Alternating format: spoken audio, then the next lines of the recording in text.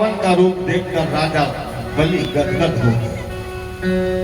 भगवान के हाथ में माला लगी है, कमंडलू लिए हैं, बगल में छाता है, चरणों में खड़ाऊ है, 4 अंगुल की कोपीन है, चौड़ा जनेऊ धारण किए हैं, बस और कुछ नहीं। ऐसा मनमोहक रूप बलि देखकर गदगद हो गए। परिवारी जन सहित मैं आपका स्वागत करता हूं। अहो भाग्य, आप जैसे परम तपस्वी संत मेरे यज्ञ मंडप में पधारे। मुझे ऐसा लगता है बड़े बड़े ब्रह्मर्षि लोग जो तपस्या करते हैं वो भी आयु को लेकर साक्षात भगवान आ गई। मैं कितना बड़ा भाग्यवान हूं, कैसे कहूं। बलि कहते हैं आज मेरे पितर तृप्त हो गए, आज मेरा कुल पवित्र हो गया, आज मेरा यज्ञ सफल हो गया। आप जैसे परम तेजस्वी यशस्वी ब्राह्मण मेरे यज्ञ मंडप में पधारे। बावन प्रभु के चरणों में बलि ने प्रणाम किया। बावन भगवान ने सोचा किसी से कुछ लेना देना है नहीं और बिना दिखावे के कुछ मिलता नहीं। मौन खड़े हैं, माला जप रहे हैं, कमंडलू हाथ में है, शांत खड़े हैं बावन भगवान। बलि प्रणाम करके पूछा कि आपका आश्रम कहाँ है, आपके माता पिता कौन है। शुक्राचार्य ने बलि को इशारा किया कि गुरुजी ये तो कुछ बोलते नहीं।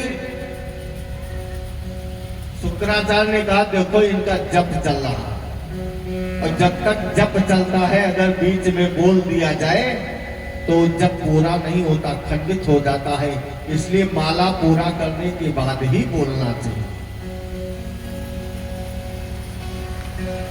इनका जप चल रहा।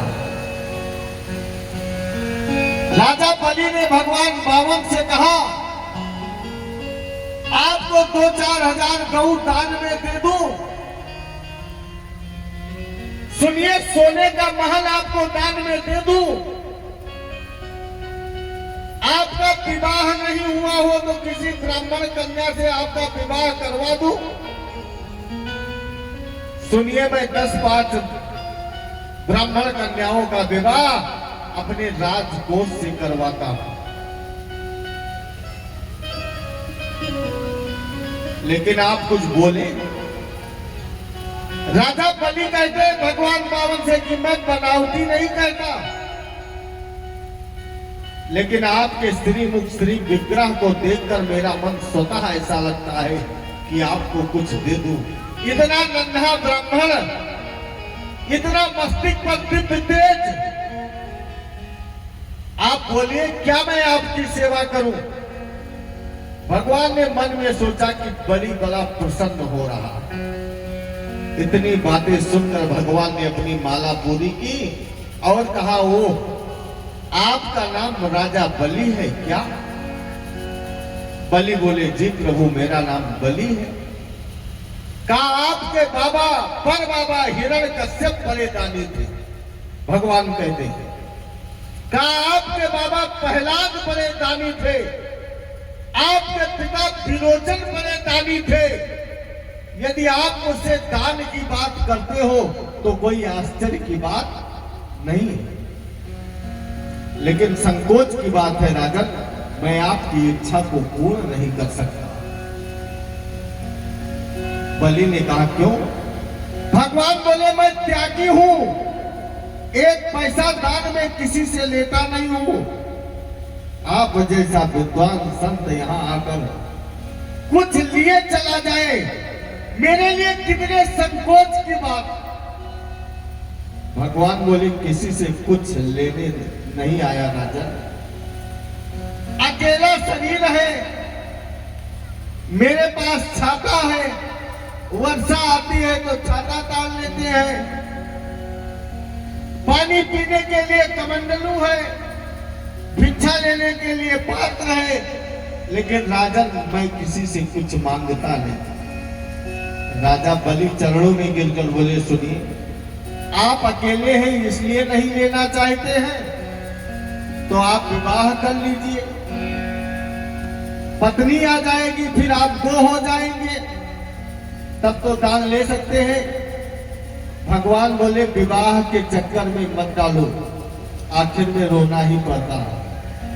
बलि बोले क्या कहते हो? अरे गृहस्थ जीवन तो सबसे उत्तम जीवन है, आप हाँ तो करो। भगवान बोले तुम दान बाद में देना, पहले मेरा ब्याह करा दो। बलि बोले क्या कहते हो? ब्याह? अरे गुरुजी मुहूर्त देखिए, कल इनका विवाह करवा देता हूं। बावन प्रभु ने कहा विवाह तो कर लेंगे, लेकिन ब्राह्मणी रहेगी कहां? क्योंकि एक छाता में 2 आदमी नहीं रह सकते, और मेरे पास छाता एक, ब्राह्मणी रहेगी कहां? बलि बोला कंचन का महल आपको दान में दे दूंगा। प्रभु बोले आप बहुत अच्छे हैं, अच्छा ये बताओ ब्राह्मणी आएगी तो बाल गोपाल भी होंगे? बलि बोला बाल गोपाल तो होने चाहिए, उससे घर की समृद्धि मिलती है।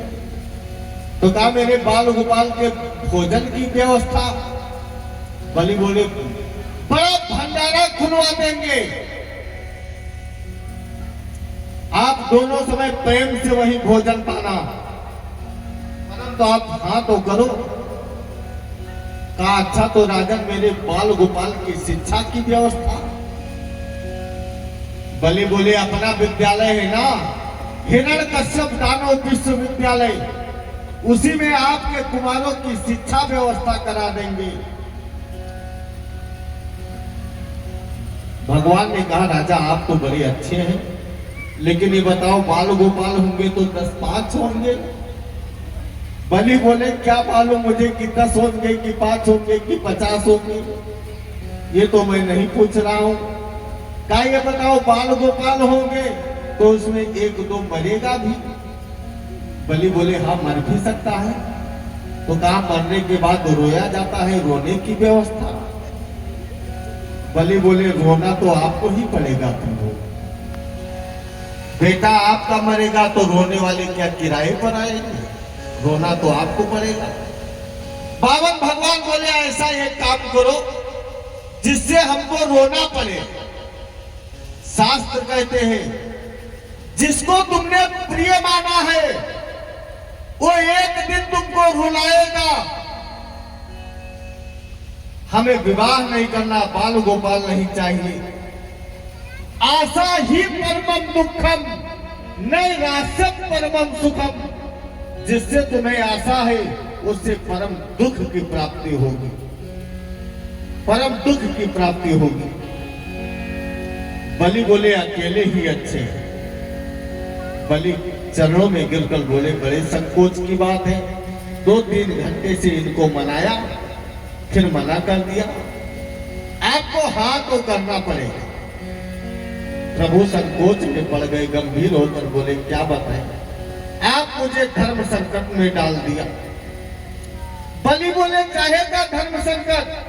अरे राजन धर्म संकट यह है कि यदि दान लेता हूं तो मेरा नियम जाता है, और जीवन में कभी किसी से दान लिया नहीं, और नहीं लेता हूं तो तुम्हारे मन को तकलीफ होती है। अब मैं सोचता हूं एक काम करूं जिससे मेरा नियम भी न बिगड़े, आपका हृदय भी न दुखी हो। देखो ज्यादा दान लेने से नियम बिगड़ जाए, इसलिए तुम एक काम करो, तस्मात् तो महाभीषण हम वर्धन सभा पदानि तीर्ण दैतेन्द्र संविधान पदा मम। तुम हमें केवल 3 पैर पृथ्वी दान दे दो, और ज्यादा मुझे नहीं लेना है, 3 पैर पृथ्वी केवल दान दे दो, जिससे तुम्हारा हमारा नियम भी ना बिगड़े और तुमको कष्ट भी ना हो। बलि हंसकर बोला एक बात कहूं पंडित जी, बुरा न माने तो आप रहे 52 के 52 ही, आपको मांगना भी नहीं आता।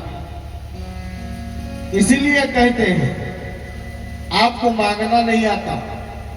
भगवान ने मन में सोचा बड़ा त्रिलोकी का राजा बनता है, बड़े दानी बनता है। बलि ने कहा क्या बताऊं, मेरी तो बहुत कुछ इच्छा है आपको देने की, लेकिन आपने 3 पैर लेना चाहते हैं। भगवान ने कहा हमको अब कुछ बताओ मत, मुझे 3 पैर चाहिए और ना 3.25 लेंगे, केवल 3 पैर लेंगे। बलि ने कहा अब क्या देना है आप ले लो। भगवान ने कहा दान ऐसे नहीं किया जाता, दान करने का कुछ नियम है। ब्राह्मण को जब दान करना चाहिए तो संकल्प बोला जाता है। संकल्प का मतलब पक्का रजिस्ट्रेशन, संकल्प का मतलब नींव अगर मजबूत है तो मकान चाहे 1 मंजिल बना लो चाहे 2 मंजिल बना लो, लेकिन नींव अगर कमजोर है तो फिर दिक्कत है। संकल्प का मतलब रजिस्ट्रेशन का पहले संकल्प करो। ब्राह्मण रूपाय वामनाय इमाम त्रीणि फलान पृथ्वी अहम संप्रभते। शुक्राचार्य ने जब देखा कि संकल्प की बात पर ये आ रही है, तो शुक्राचार्य ने अपने शिष्य बलि से कहा अरे ये 52-53 नहीं है, ये साक्षात भगवान 52 है। ये 3 पैर में तुम्हारा पूरा त्रिलोक नाप लेंगे, इनको मना कर दो, जवाब दे दो। बलि ने कहा गुरुजी मैं झूठ कैसे बोल सकता हूं, मैंने तो कह दिया, अब झूठ कैसे बोलूं। शुक्राचार्य ने कहा कि 8 जगह झूठ बोलने से पाप नहीं लगता। स्त्री नर्म विवाहे च पृथ्ते प्राण संकटे, गो ब्राह्मण हिंसायाम नान्यतम स्याजुगुप्सितम। शुक्राचार्य बहुत सुंदर उपदेश राजा बलि को करते हैं कि कोई पाप नहीं लगेगा, इनको मना कर दीजिए, नहीं तो सब लेकर चले जाएंगे। कन्या के विवाह में प्राण संकट में पड़ा हो, कहीं गौ हत्या हो रही हो, ऐसे 8 जगह झूठ बोलने से पाप नहीं लगता। वर्णन ऐसा आता है, विष्णु पुराण में लिखा है कि शुक्राचार्य जी जब संकल्प भगवान कराने लगे तो संकल्प में जल डाला जाता है, तो शुक्राचार्य जी कमंडलू में आकर टोटी पर बैठ गए कि जब जल गिरेगा ही नहीं तो संकल्प कहां से हो। भगवान ने एक कुसा उठाया और उसी टोटी में कुसा से धक्का दे दिया, शुक्राचार्य की एक आंख जैसी आराम हो। इसलिए दान अगर किया जाए, कोई दान कर रहा है, कोई धर्म कर रहा है, तो उसको दान करना और धर्म करने से रोकना नहीं चाहिए। दान कर रहा है तो करने दो, क्योंकि राज धर्मान दान धर्मान मोक्ष धर्मान विभागसा। तन पवित्र सेवा किए धन पवित्र कर दान, और मन पवित्र हरि भजन सो होत त्रिविध कल्याण। तन पवित्र होता है ठाकुर जी की सेवा करने से, धन पवित्र होता है दान करने से, और मन पवित्र होता है भगवान का भजन करने से, भगवान का कीर्तन करने से। बलि ने कहा महाराज जहां से आप उचित समझे वहां से नाप लो, मैंने संकल्प कर दिया। भगवान ने कहा हाँ नापेंगे, पहले प्रणाम तो करो। जैसे राजा बलि ने भगवान श्रीमन नारायण को प्रणाम किया, मेरे भगवान विराट स्वरूप में हो गए। प्रेम से बोलिए विराट भगवान की। करोड़ों अरबों किलोमीटर लंबे हो गए प्रभु, तो भगवान का चेहरा दिखाई नहीं दे रहा है। बलि बोला अरे नन्हा सा बालक था, क्या हो गया? वैसे बलि को मालूम पड़ गया कि यह साक्षात नारायण भगवान बावन रूप में होकर पधारे हैं। एक चरण नीचे लोक में रखा, दूसरे चरण को इतना लंबा किया, त्रिलोकी को पार करके परमात्मा का चरण ब्रह्मलोक में पहुंच गया। को धोकर जल अपने कमंडलों में रखा, श्रम जल बिंदु कमंडल राख्यो। भगवान के चरणों का जल ही गंगा जल है। ब्रह्मा